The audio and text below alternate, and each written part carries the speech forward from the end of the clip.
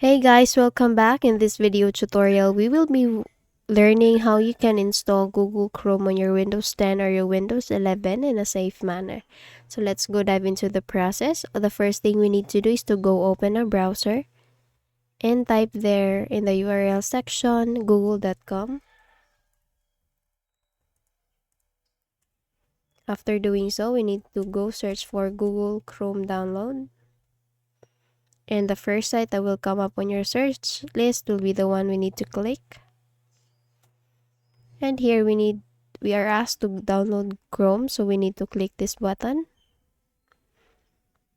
And it's already downloaded in our PC or laptop, so we need to set up the download or installation of the application.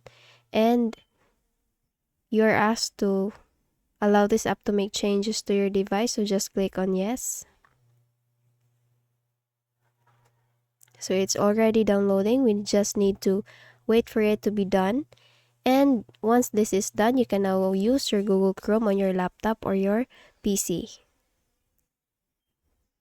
Let me just minimize this one. Okay, so if this video helped you, please don't forget to give it a thumbs up and subscribe to our channel. Thank you for watching this video and see you in the next one.